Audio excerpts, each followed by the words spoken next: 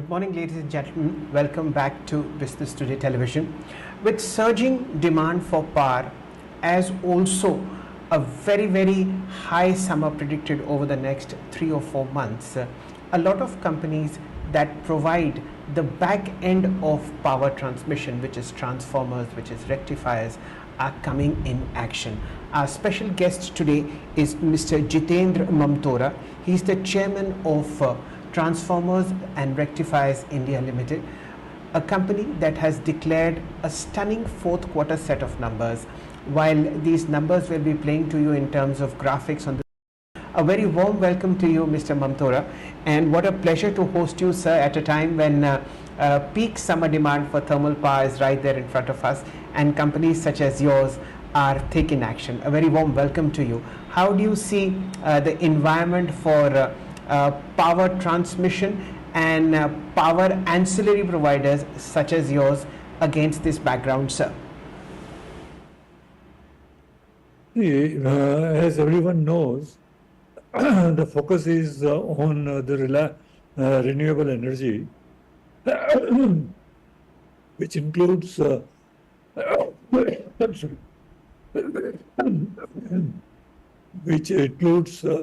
solar, wind, and hydrogen.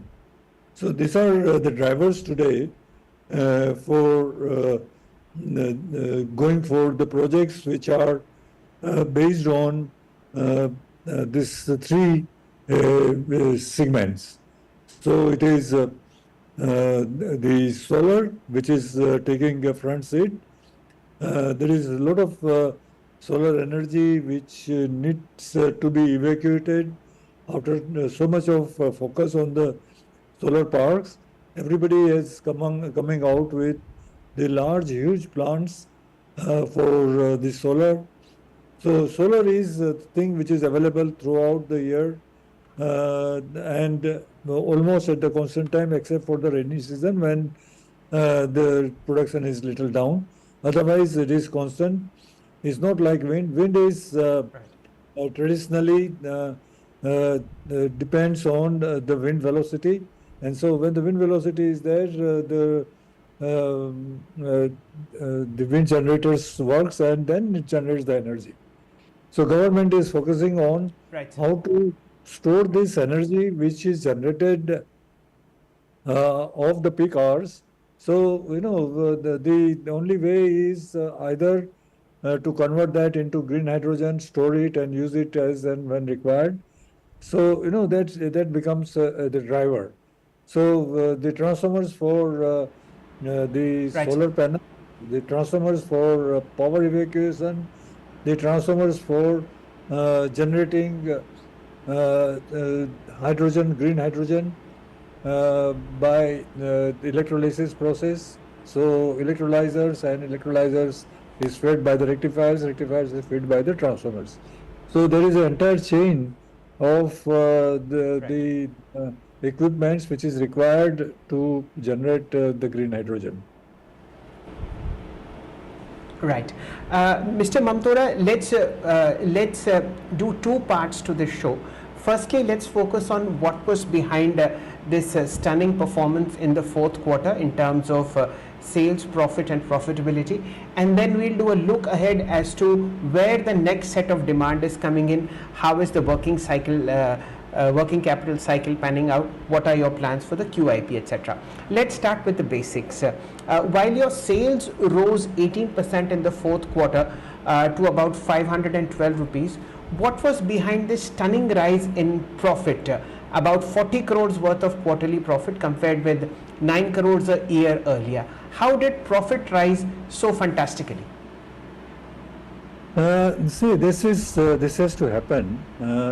Unfortunately, it happened a little late because of the operational reasons. We were unable to do good in the first and the second quarter. Otherwise, the result would have been similar to what you have seen in the fourth quarter. And this is going to stay. Moreover, in the first quarter and second quarter, we had some orders with the fixed prices which we had to accept. So that had reduced the bottom line.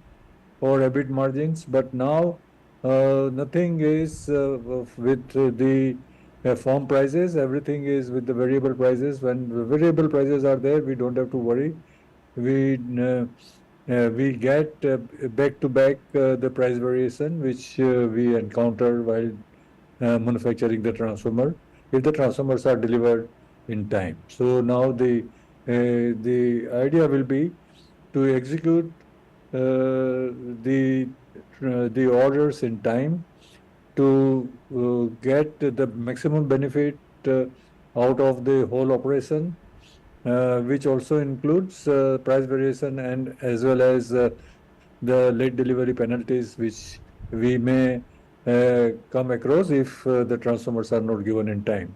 So we are focusing totally on the operations now, just to ensure that everything goes right and everything. We in the process, we may have to increase our inventory a bit to ensure that there are no surprises when we are executing the order. So inventory, they may go up a little bit, but we can very well take up the extra cost of the inventory because we want to deliver the transformers in time and perform what we have performed in the last quarter. Okay. What was behind this very sharp surge in EBITDA margin?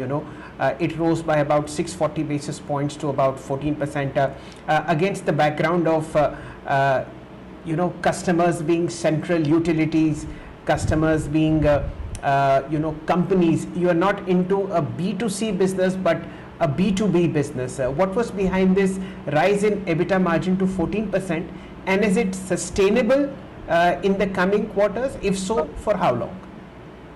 See, if we look at the historical figures, the figures of 2006, 2007, 2008, 2009, the historical figure says that the EBIT margins were to the tune of 18% plus.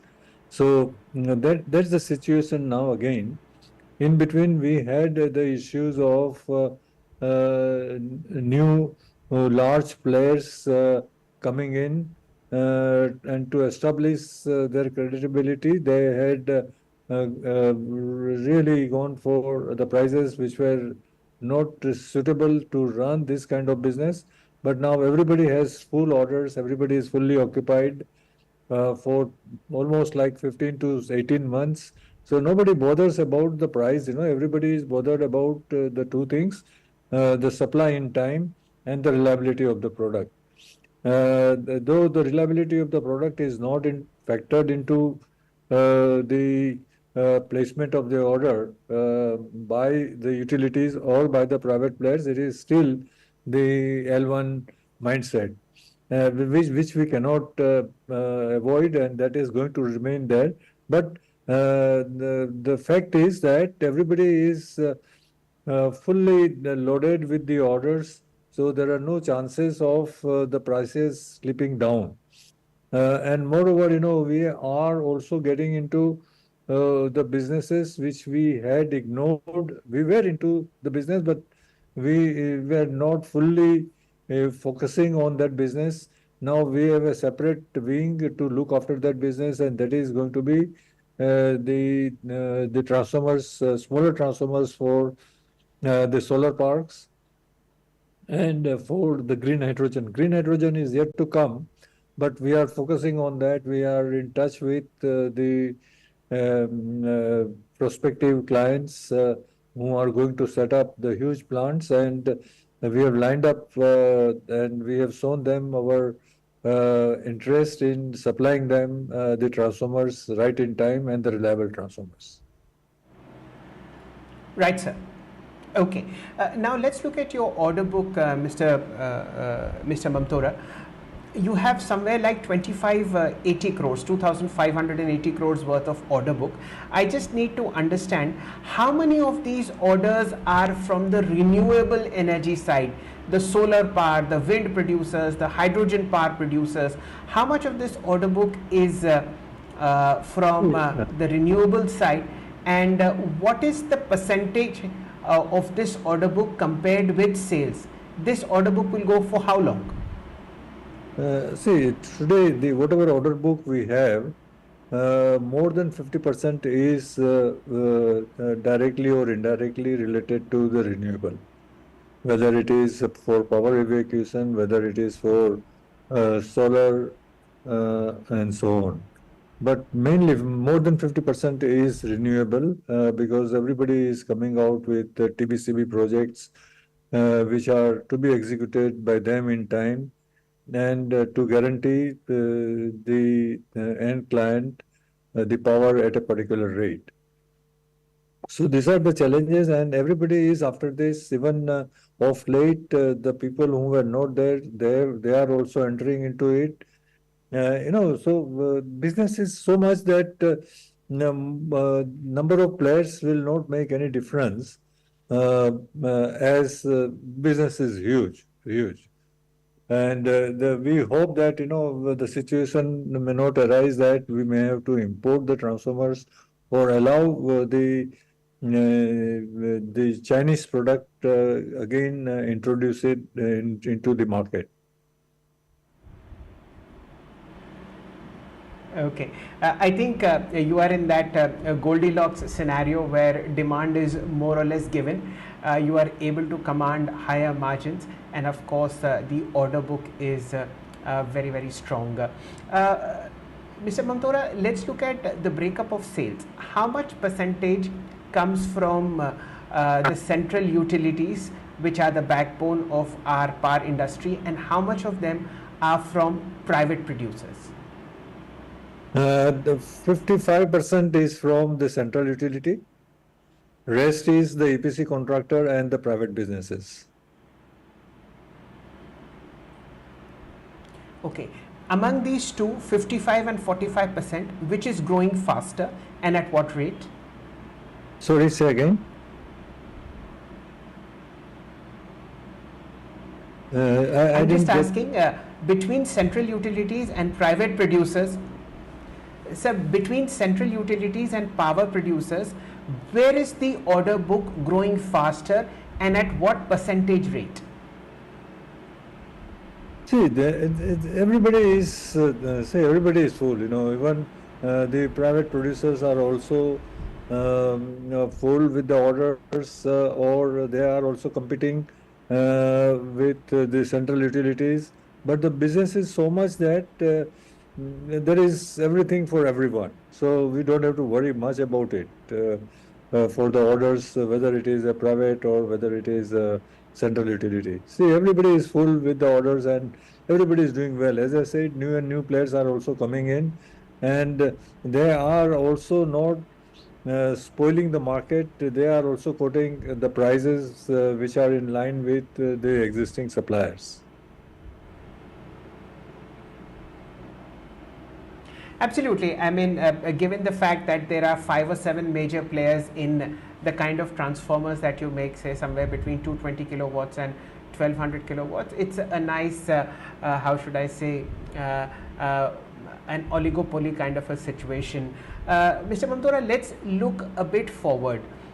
You've raised a QIP of 500 crore rupees, and at the moment, the stake of promoters is somewhere in the vicinity of 70%, fairly high. Now, what are these QIP proceeds going to be used for, and what is the timetable?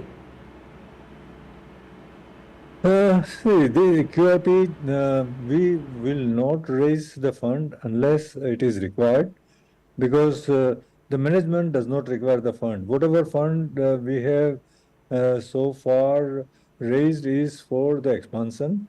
So we are going in for the expansion in backward direction, because this is where we are seeing the challenge.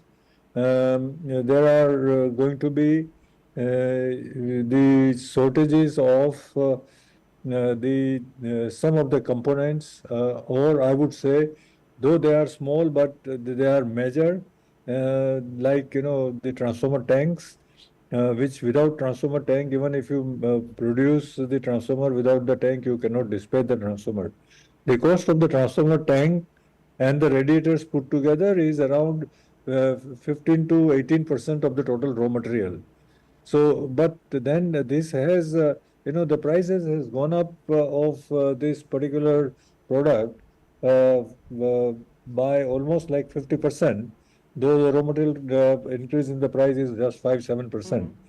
So we are focusing to develop this. We have our own fabrication unit, but we are going in a big way for manufacturing tanks, wherein we'll supply to our competitors also. We'll be in the market for supply to all of them who needs the tank, and everybody needs the transformer tank, not only tank, but tank of good quality, so that the leakages and other issues which comes at the side does not come.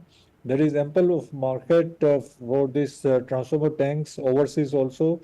So we are going to big. It's going to be the largest in India. The one plant which we have in mind, for which we have already started the preliminary work. Selecting the land, selecting the machinery and all that, that is already started.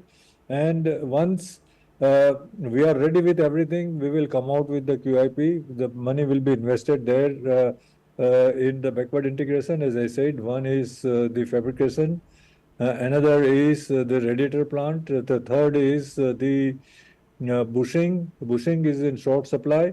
There are no, rather, I would say there are no manufacturer of a particular kind of bushing, which people are still importing and just doing the assembly work. So that also we intend to work on that. We are working on that rather. And in a short time, we'll come out with our own RIP bushing, and we'll be the first one to produce the entire product on our own. So that's a huge market. Okay. So that's I agree. yeah. So we are looking at the niche Sir, market what is where, yeah, sorry. okay? I wanted to understand what is the capacity utilization at current levels against the installed capacity, and what was it 1 year ago? That will give us an idea as to how existing capacity is getting utilized, sir. You are talking about utilization of the capacity for manufacturing transformers? Yes, sir. Am I right? Have I understood your question right? Capacity utilization for manufacturing of transformers? Yes, sir. You've understood it perfectly. Society? Sorry? Yes, sir. Yeah. So look. Yes. Yeah, see, what happens is we were talking about the capacity, when we talk about the capacity of manufacturing for a particular plant, it depends on the size of the transformers and also the number of transformers. So these are two contradictory things. You may make 100 transformers, but still making 50 transformers, your MVA rating may be higher than manufacturing 100 transformers. So that is one part is the average rating of the transformer has now gone up. So the capacity, so to say, has gone up. Total capacity of the manufacturing has gone up with every manufacturer. Average rating of the transformer earlier was about 200 MVA. Now it is 315 MVA. So if you just 1 plus 1, like if you put like that, then the capacity has gone up by about 30 to 40%. Beside that, see, with the CA guideline for standardization of the specification of the transformer, which will reduce the total cycle time for manufacturing of the transformers, the design time, and and ultimately it will lead to the higher productivity. The product which we used to make in 60 days, maybe it may be possible now to manufacture it within 32 to 33 days. So that will also give up with the same manpower I'm talking about. The same manpower, same infrastructure, we'll be able to do almost like 40-50% more than what we had envisaged when we put up the plant. Wonderful. Mr. Mamtora, let's now focus on how exports have shaped up. We've seen an 11% contribution in the fourth quarter, sales of about 512 crores coming in from exports. This was about 5% a year ago. How do you see in the coming 5 or 7 quarters the contribution of exports to your rising sales, and are exports more remunerative than domestic market? See, it is more remunerative. There is no doubt about it. The margins in the export market is at least, if not more, 12 to 15% more than the local market. And then, Okay. there are stringent requirements which we need to follow. There are stringent quality control which we have to do. That will add to a cost a little bit, but putting all together, still the margins are about 12 to 15% more than the margin today in India. So we are focusing more on the export. For that, we have already started the activity, identifying the agents. Now, recently we got one order from Iraq amounting to some 120 crores. So like that, it is going on coming now. And people have started recognizing, we have started getting orders from Russia. Now, Russia has the issue of sanctions from the Americans and the Europeans. So there, they also have the issues for the raw material for the transformers. So for the transformers. So we are in talk with the Russian companies also, that how can we join hands to supply them the transformers. So this is all what we are Okay. looking at. So, Yeah. okay, you mentioned that the export market is buoyant. As a percentage of next year's full revenue or current year's full revenue, what would exports be? Not less than 15%. And our target is 25% of Okay. the total top line.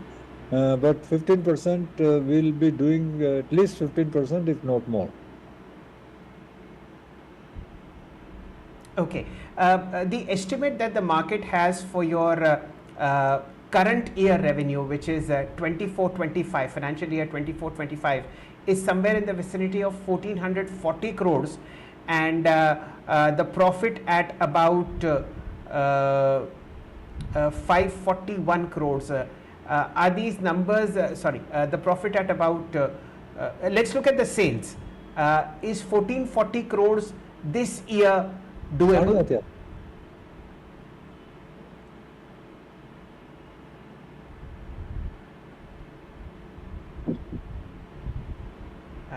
I think Mr. Mamtora wasn't able to hear my question.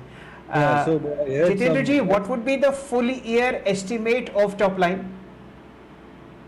See, the top line will be, it can be somewhere around 1800 to 2000 crores. That will be the line we have in mind, and it is feasible. We can do that, not an issue. And the EBIT margin will be to the 13% plus. That is what we have. Okay. This we are talking about from the point of view of the orders which we had presently. This 25,000, the 2,500 crore order which we have, that has that kind of margin. So it will be 13% plus. Visibility. That is what we have shown in the last quarter. So it will continue. It will be more, not less anyway. Wonderful. With that kind of an enthusiasm, I'm sure your top line and bottom line will sparkle a little bit more. The debt picture, Jitendra ji, is somewhere in the vicinity of about 330 crore rupees. Are you trying to cut down on debt, or is debt necessary for further capex? So say again. I'm just asking, the debt profile is 330 crore rupees. Yeah. Is it going to come down in the coming year, or is the number going to remain the same? Yeah, debt profile will come down. We want to be debt free, and that will be through internal accruals and also through QIP, what we intend to do. So we want to be debt free. That is what the aim is.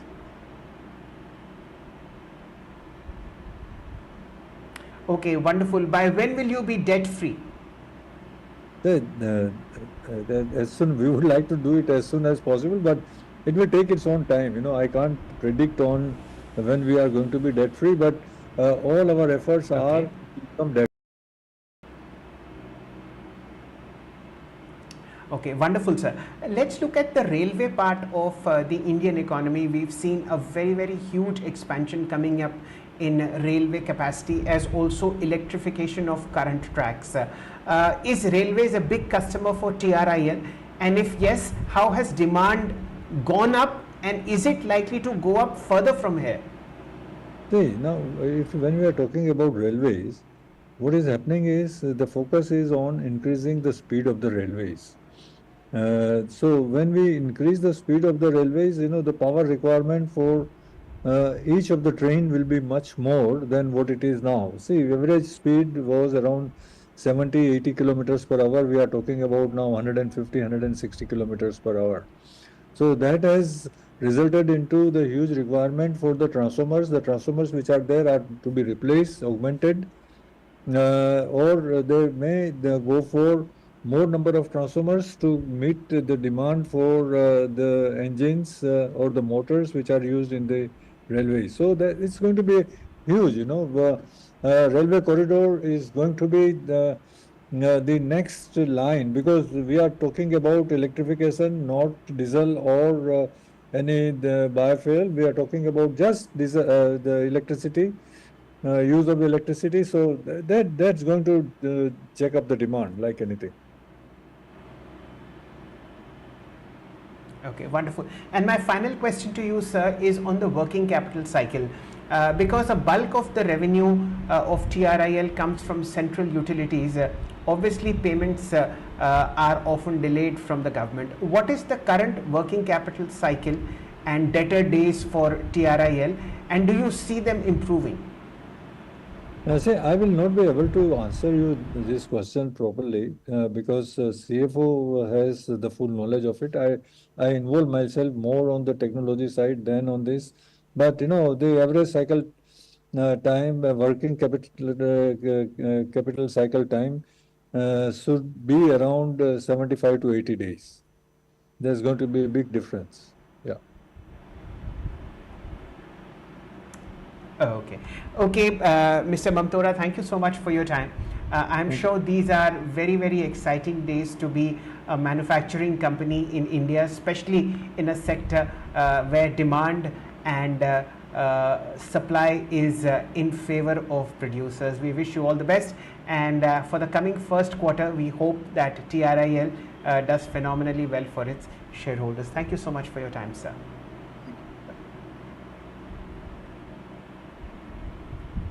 That, ladies and gentlemen, was the management of Transformers and Rectifiers India Limited, a stock that is trading at record highs and declared a phenomenal set of fourth quarter earnings, backed primarily by rising demand for its transformers, which are utilized in the power sector. Thank you so much for joining us. Remain glued to Business Today Television for all your needs on the financial news side. Thank you so much, sir.